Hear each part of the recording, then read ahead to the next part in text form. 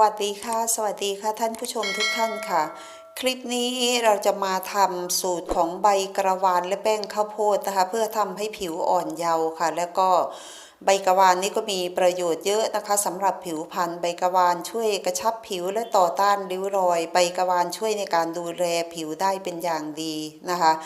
ใบกระวานที่เราจะนำมาใช้นี่ค่ะคุณจะใช้เป็นใบกระวานสดหรือใบกระวานแห้งก็ได้นะคะเราจะใช้สูตรนี้ทำใบกระวานอยู่ที่10ใบค่ะนะคะก่อนอื่นที่จะทำนะก็ควรนำใบกระวานล้างน้ำให้สะอาดก่อนนะคะเพราะว่าเราเอาทำมาใช้กับผิวพรรณของเรานะคะ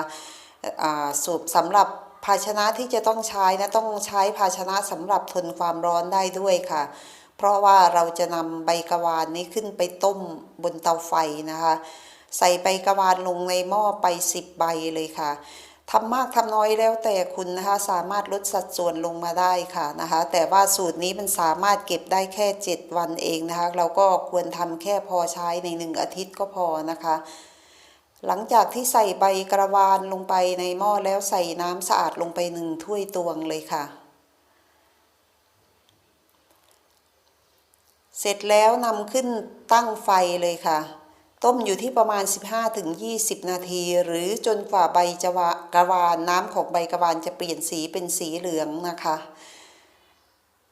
เมื่อต้มได้ที่แล้วก็ปิดไฟยกลงมาพักทิ้งไว้ให้เย็นค่ะนี่ก็คือใบกระวานนั่นเองสีของเขาก็จะออกสีเหลืองอ่อนๆหน่อยนะคะถ้าหากคุณใช้ใบกระวานสดสีน่าจะออกเข้มกว่านี้นะคะแต่ว่ากลิ่นนี้หอมมากๆเลยค่ะหลังจากนั้นนำมากรองด้วยกระชอนหรือผ้าขาวบางเลยค่ะเพราะว่าสูตรนี้เราจะใช้แต่น้ำของใบกระวานที่เราต้มได้มานะคะท่านผู้ชมจะเห็นว่าสีของเขาออกสีเหลืองอ่อนๆนะคะแล้วก็มีกลิ่นที่หอมมากๆหลังจากนั้นนำใบกระวานกลับคืนใส่หม้อที่เราต้มตะกี้เลยค่ะเพราะว่าสูตรนี้เราจะใช้ขึ้นไปนำตั้งไฟกวนบนเตาไฟนะคะวัตถุดิบตัวต่อไปคือแป้งข้าวโพดเลยค่ะสำหรับแป้งข้าวโพดก็มีประโยชน์ที่ดีสำหรับผิวพรรณนะคะเราจะใช้แป้งข้าวโพดอยู่ที่3ช้อนโต๊ะค่ะเมื่อใส่แป้งข้าวโพดลงไปแล้วก็คนผสมให้เข้ากันให้จนฝ่าแป้งข้าวโพดจะละลายนะคะเมื่อแป้งข้าวโพดละลายแล้วนำขึ้นกวนบนเตาไฟเลยค่ะกวนด้วยไฟอ่อนนะคะคนอย่างต่อเนื่องค่ะถ้าคุณไม่คนอย่างต่อเนื่องเดี๋ยวเขาจะไหม้ติดก้นหม้อนะคะเมื่อคุณได้เนื้อครีมที่สวยงามแล้วปิดไฟแล้วยกลงพักทิ้งไว้ให้เย็นค่ะ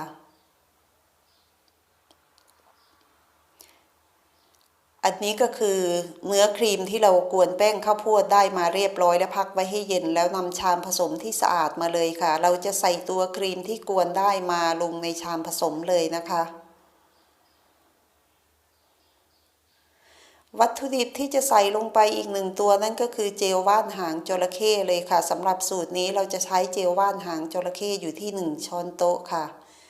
ใส่เจลว่านหางจระเข้ลงไปในชามผสมเลยนะคะ1ช้อนโต๊ะแล้วก็คนผสมให้เข้ากันค่ะเจลว่านหางจระเข้ก็มีสรรพคุณที่ดีสำหรับผิวพรรณค่ะสำหรับท่านผู้ชมที่เข้ามารับชมแล้วถ้าอยากเห็นรายละเอียดของวัตถุดิบสรรพคุณของวัตถุดิบทั้งหมดคุณสามารถเปิดซับภาษาเพื่อดู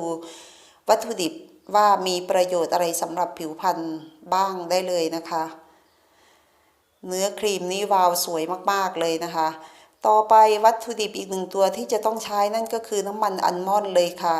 หรือถ้าคุณไม่มีน้ำมันอัลมอนด์นะคะแนะนำว่าให้ใช้น้ำมันมะพร้าวสกัดเย็นแทนได้นะคะสูตรนี้เราจะใช้น้ำมันอัลมอนด์อยู่ที่1ช้อนโต๊ะค่ะใส่น้ำมันอัลมอนด์ลงไปในชามผสมเลยนะคะ1ช้อนโต๊ะแล้วก็คนผสมให้ตัวครีมเข้ากันค่ะน้ำมันอัลมอนด์ก็มีประโยชน์เยอะสำหรับผิวพรรณมากๆเลยนะคะคนผสมให้เข้ากันเลยค่ะ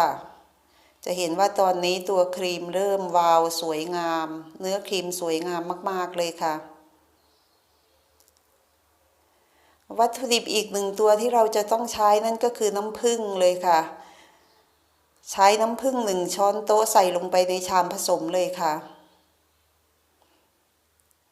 วัตถุดิบแต่ละตัวล้วนแล้วแต่มีสรรพคุณที่ดีสำหรับผิวพรรณมากๆเลยค่ะเมื่อใส่น้ำผึ้งลงไปแล้วก็คนผสมให้วัตถุดิบทั้งหมดเข้ากันดีค่ะ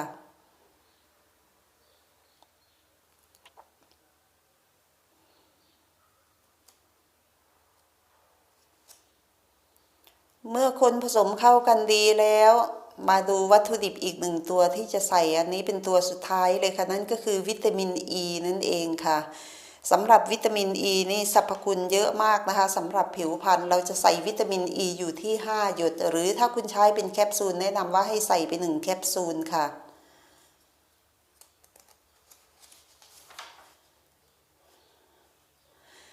เมื่อใส่วัตถุดิบทั้งหมดเข้ากันเข้าไปจนครบหมดแล้วนะคะคนผสมตัวครีมให้เข้ากันดีค่ะคนไปจนกว่าคุณจะได้ตัวครีมที่เนียนสวยงามเด้งฟูขึ้นมาสวยงามนะคะเห็นไหมคะว่าเนื้อครีมนี้สวยงามมากๆเลยค่ะนะคะ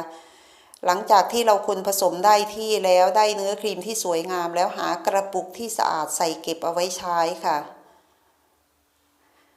นำตัวครีมใส่กระปุกเก็บเอาไว้ใช้ครีมสูตรนี้สามารถเก็บได้7วันในตู้เย็นค่ะ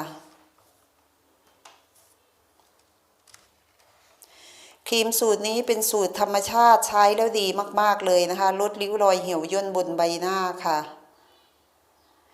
เรามาดูวิธีใช้กันเลยค่ะสำหรับครีมสูตรนี้ใช้ทาก่อนนอนนะคะทำความสะอาดผิวหน้าและลำคอให้เรียบร้อยแล้วทาครีมลงไปบนผิวหน้าและลำคอของเราแล้วก็นวดวนด้วยปลายนิ้วค่ะนวดไปจนกว่าเนื้อครีมจะซึมซับเข้าสู่ผิวของเรานะคะแล้วเขาจะทิ้งน้ำมันเอาไว้บนผิวเราทำให้ผิวนุ่มชุ่มชื้นมากๆเลยนะคะสูตรนี้ทำให้ผิวกระชับนะคะลดเลือนริ้วรอยแห่งวัยนะคะทำให้ผิวขาวใสอย่างเป็นธรรมชาติเลยค่ะสูตรนี้เป็นสูตรธรรมชาติเป็นสูตรที่ดีนะคะแนะนำให้ทุกท่านทำใช้ค่ะคุณต้องนวดวนไปเรื่อยๆนะคะเพื่อช่วยให้ตัวครีมนะคะซึมซับเข้าสู่ผิวได้เร็วยิ่งขึ้นค่ะไม่ต้องล้างออกนะคะครีมสูตรนี้ทาไปแล้วไม่ต้องล้างออกค่ะทาก่อนนอนค่ะทำให้ผิวนุ่มชุ่มชื้นมากๆเลยล่ะค่ะเห็นไหมคะเมื่อเรานวดไปแล้วนะเนื้อครีมเนื้อครีมข้าวเนี่ยเขาจะซึมเข้าไปสู่ผิวแล้วทิ้งแต่น้ำมันเอาไว้บนผิวนะคะทำให้ผิวนุ่มชุ่มชื้นนะคะสำหรับตัวครีมนะคะหาฝามาปิดให้เรียบร้อยแล้วนำเข้าแช่ในตู้เย็นทาครีมนี้อย่างต่อเนื่องทุกวันนะคะคุณจะเห็นความเปลี่ยนแปลงของผิวตั้งแต่ครั้งแรกที่ใช้เลยนะคะถ้าเห็นว่าคลิปนี้ดีมีประโยชน์ฝากกดไลค์กดแชร์กดติดตามเพื่อเป็นกำลังใจให้ทางเพจด้วยนะคะขอบคุณที่เข้ามารับชมค่ะสวัสดีค่ะ